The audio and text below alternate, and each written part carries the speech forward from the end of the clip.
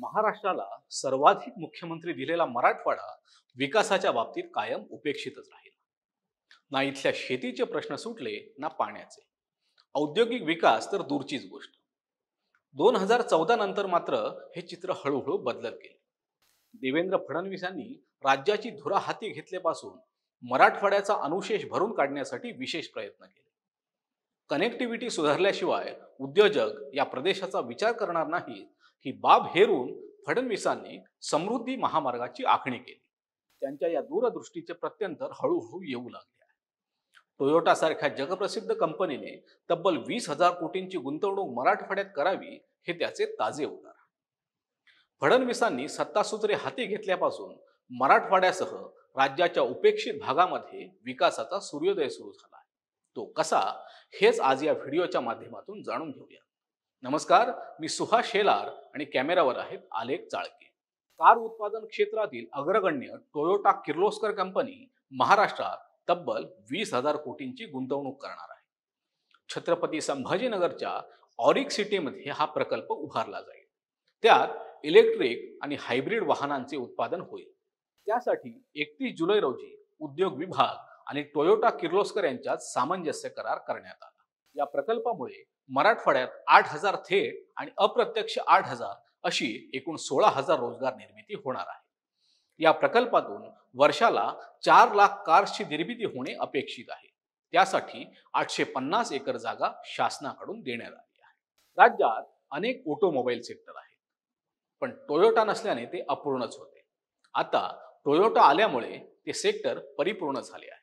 मराठवाड्यातील chamber of commerce या उद्योगासाठी सर्वतोपरी सहकार्य करेल.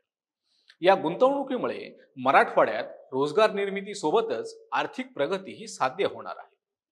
राज्याच्या अर्थव्यवस्थेची वाटचाल $1 ट्रिलियन दिशेने सुरू असताना हा करार अर्थव्यवस्थेच्या दृष्टीने महत्वाचा ठरणार आहे.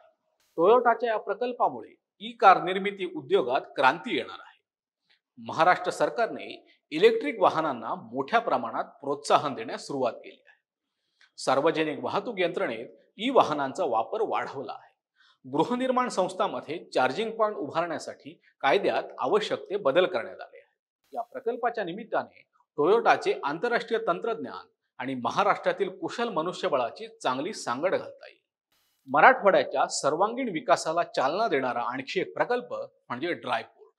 छत्रपती संभाजीनगर जालना रेल्वे मार्गालगत 500 एकर क्षेत्रावर हा ड्रायपोर्ट उभारला जाणार आहे. हा प्रकल्प पूर्ण झाल्यानंतर उद्योजकांचे दरवर्षी रस्ते वाहतुकीवर खर्च होणारे 70,000 कोटी रुपये वाचतील. जालन्यातील स्टील उद्योजकांनी आयात केलेले भंगार सध्या मुंबई पोर्ट ट्रस्टमध्ये उतरते.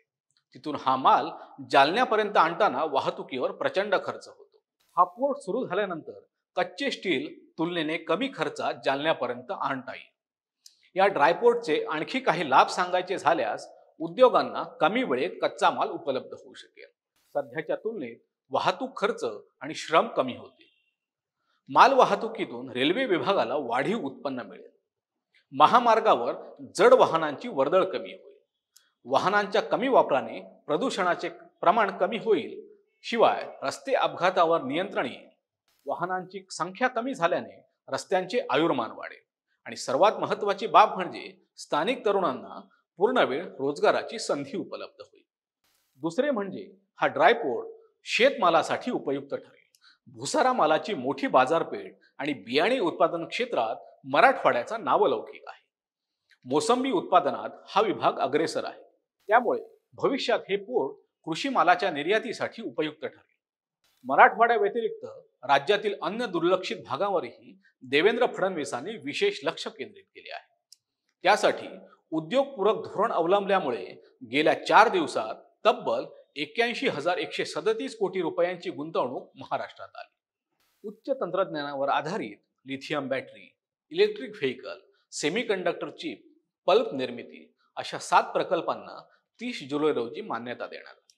त्यामुळे कोकण, मराठवाडा आणि विदर्भात सुमारे 20,000 जणांना प्रत्यक्ष रोजगार उपलब्ध होणार आहे. एकंदरीत राज्यातून प्रकल्प बाहेर जात असल्याचा नॅरेटिव्ह विरोधकांकडून सेट केला जात असताना देवेंद्र फडणवीसांनी त्यांचे प्रयत्न पुरते हाणून पाडले आहेत.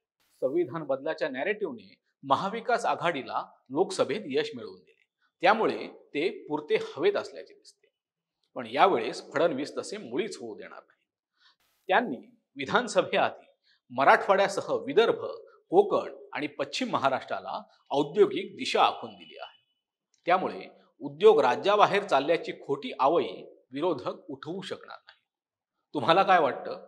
तुमच्या प्रतिक्रिया आम्हाला कमेंट बॉक्समध्ये नक्की कळवा. हा व्हिडिओ आवडल्यास नक्की लाईक करा आणि महा MTVच्या YouTube चॅनलला सबस्क्राईब करा. धन्यवाद.